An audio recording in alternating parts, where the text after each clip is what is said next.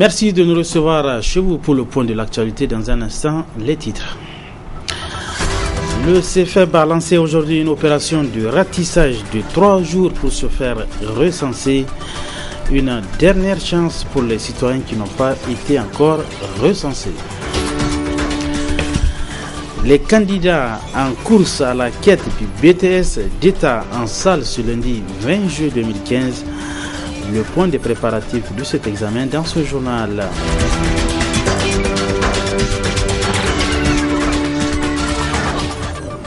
Voilà pour les titres et merci d'être avec nous sur la télévision là-bas. Je l'annonçais dans les titres, les citoyens non recensés ont encore 3 jours pour se faire identifier.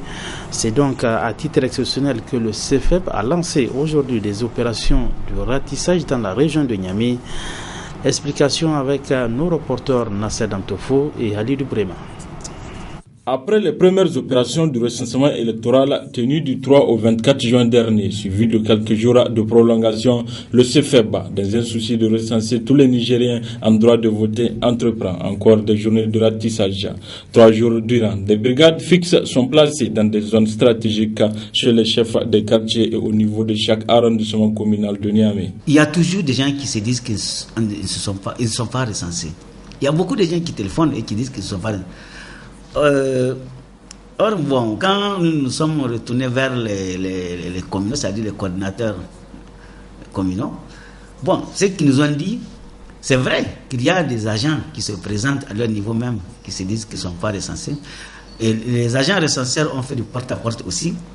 Et ils sont repassés même dans les ménages où ils n'ont pas trouvé des gens et ils ne les ont pas toujours trouvés.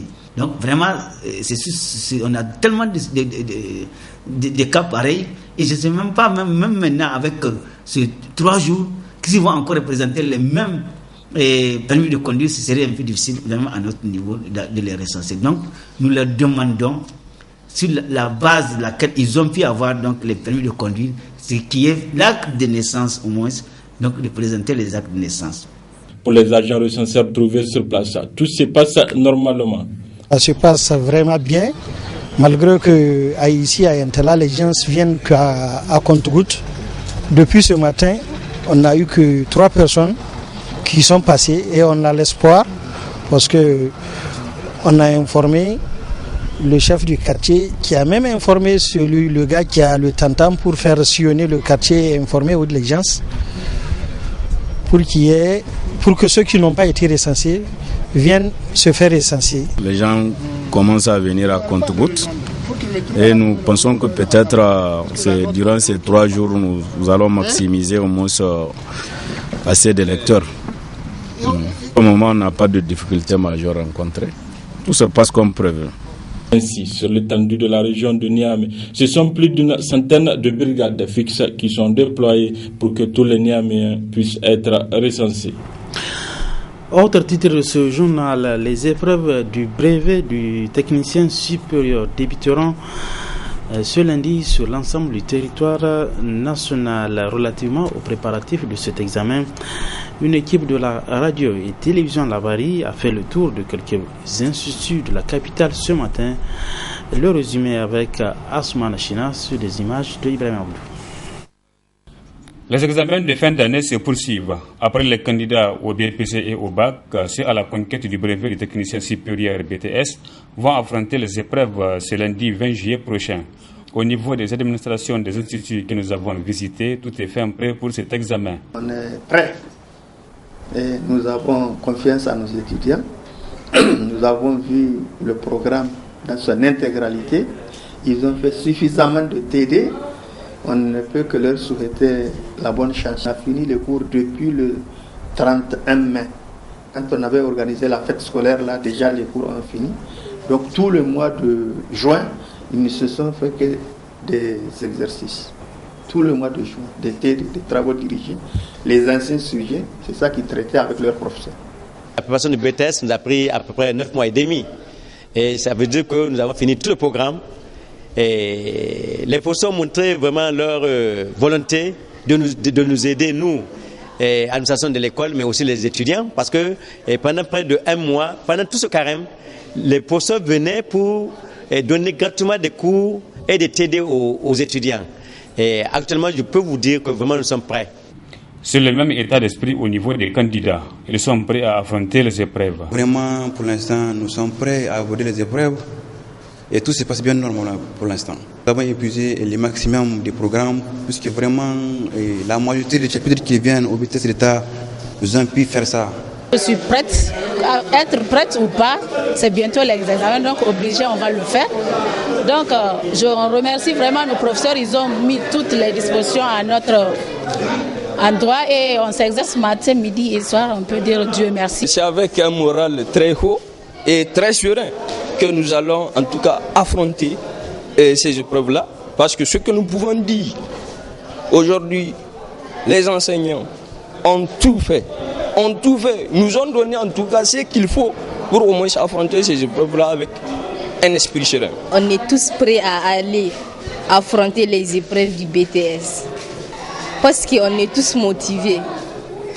Je vois qu'on a beaucoup travaillé pendant l'année, 9 mois de souffrance, donc on est prêts à aller. Il explique aux candidats de garder le sang-froid au cours de l'examen afin de mieux comprendre le sujet. Bonne chance donc aux candidats du BTS d'État qui débute ce lundi. Un mot de religion. Après Ramadan, dans ce mois de Shawwal, il est recommandé aux musulmans de jeûner pendant 6 jours courant ce mois. Un jeûne surrogatoire plein de vertus pour les personnes qui auront à l'observer et qui auront donc à observer les 6 jours de jeûne. Explication avec Oustaz Halidou Yahya. Il est prédicateur. Jeûne de 6 jours que le fidèle peut observer. Le prophète Mohammed sallallahu alayhi wa sallam l'a expliqué par ceci. C'est lui qui jeûne le mois de Ramadan, 29 jours par exemple pour cette année, plus les 6 jours de cette Shawwal, il aura 35 jours. Et Allah subhanahu wa ta'ala a pris l'engagement de multiplier, nous a fait l'engagement de multiplier les bonnes œuvres au moins par 10. Donc si on multiplie les 35 par 10, on aura l'équivalent d'une année pleine. Et le jeûne, c'est très important. Et en dehors de ce jeûne de cette Shawwal, il y a beaucoup de jeûnes surrogatoires qu'on peut observer les lundis et les jeudis de chaque semaine, les 13 et les 14 jours du mois plein de chaque mois. Mais il y a également des prières surrogatoires de jour comme de nuit qu'on peut observer. Et toutes ces activités, dans l'enseignement du prophète Mohammed sallallahu alayhi wa sallam, ont leur importance. Et là, ce que Allah subhanahu wa ta'ala a prévu comme récompense pour chaque type d'activité, même surrogatoire, entreprise. Donc, et le jeûne a toujours son importance, celle de nous purifier, de nous donner la santé, comme le prophète Mohammed sallallahu alayhi wa sallam l'a dit. Jeûnez, vous aurez la santé. Et le jeûne, c'est un rempart contre l'enfer.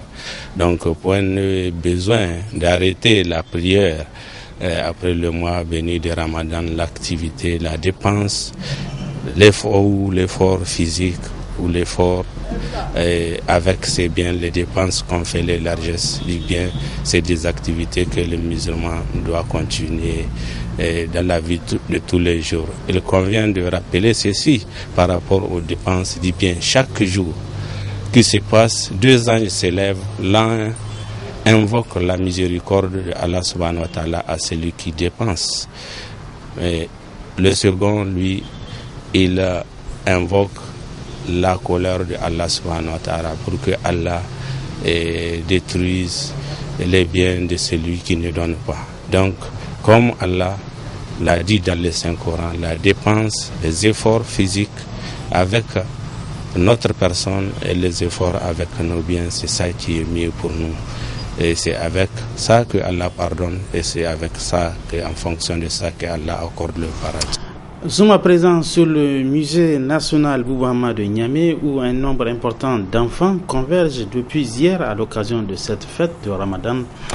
Il est en effet désormais devenu une tradition par la direction de ce musée d'organiser des séries d'activités culturelle et de divertissement à l'intention des enfants à l'occasion de chaque grande fête. N'est-ce pas, Michel Légy? En ce lendemain de la fête de Ramadan, c'est une ambiance particulière qui règne au musée national. Lieu de découverte et de distraction qui attire jeunes et enfants de divers quartiers de la ville de Niamey. Il y en a qui viennent aussi de l'intérieur, c'est une occasion parce que nous sommes dans la période des grandes vacances et ça se déroule bien. Aujourd'hui, il y a un peu plus d'affluence, si bien qu'il y a un débordement au niveau des portes. Et je pense que le service de sécurité, la police nationale, fait de son mieux pour remédier à cela. Nous sommes un ministère de la culture et des loisirs et il y a un engouement certain parce que nous nous efforçons de plus en plus à mettre un programme assez alléchant. Et nous faisons appel à des artistes, qu'ils soient traditionnels ou tradis modernes, qui est un spectacle de qualité et pour les jeunes qui viennent au musée. En dehors des spectacles, il y a différentes animations à l'intérieur du musée qui, je pense, concourent à cet engouement que nous constatons. Seuls ou accompagnés, les enfants restent satisfaits de ce ramadan spécial organisé par le musée Boubou Hama. Nous sommes venus nombreux. Je suis venu dans le quartier de Lazare. On avait vu les animaux, on a vu tout. Et on remercie pour tout, pour ce qu'on est venu. ngono irfunai kandai gicha mize kirkamo imakani aibumbo makani kan kandai samai kebise hankai isibai kulidiyai in kun zaro mize tono tap problem kan fono borgudu du borgo furama dimbangu furwo nigte hankan nigba nigdi hay kul kan nigba ir walluma mize kayongo kani. Ces activités récréatives organisées à l'occasion de cette fête de Ramadan se poursuivront durant tout ce week-end avec des tarifs d'entrée de 200 francs pour les enfants et 500 francs pour les adultes.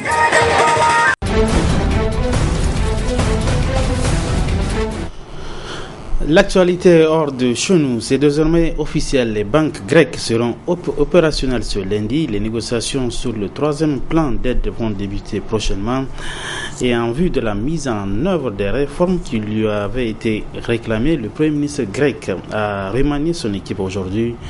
Il a limogé tous les ministres qui étaient opposés à ces réformes. Aussitôt nommé, aussitôt investi. Vendredi soir, Alexis Tsipras révélait la composition de son gouvernement. Ce samedi matin, les nouveaux ministres entrent en fonction. Pas de temps à perdre, la course contre la montre est déjà lancée. La nouvelle formation devra se battre pour réformer le pays.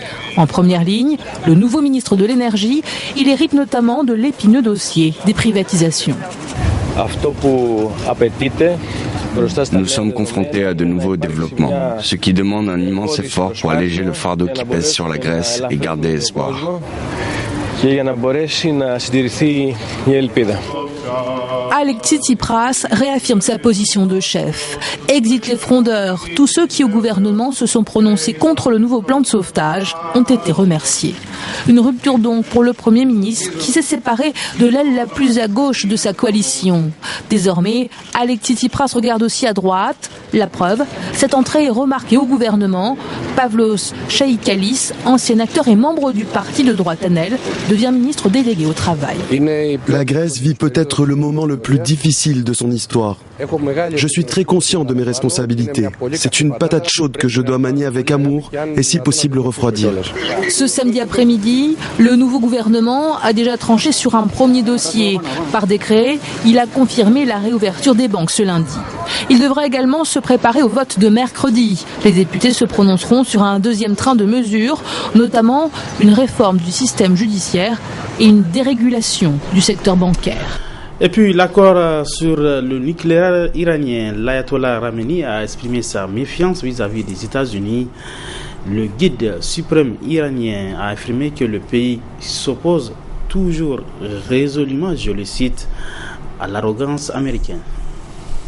C'est à l'occasion de la fête de la fin du Ramadan que l'ayatollah Ali Khamenei s'est exprimé pour la première fois publiquement au sujet de l'accord. Et le message est très clair, il n'y aura aucun rapprochement avec les États-Unis. Il faut continuer à se méfier de l'arrogance américaine. Voilà les déclarations du guide suprême. Un message adressé aux Américains également. Nous allons continuer à aider nos alliés régionaux, à savoir le Yémen, l'Irak, la Syrie et Bahreïn, mais surtout destiné envers la frange la plus conservatrice du pays. Car les conservateurs s'inquiétaient ces derniers jours qu'après 36 ans de République islamique où le slogan « à mort les États-Unis » est de mise, eh bien il y a un rapprochement avec l'ennemi, avec le grand Satan.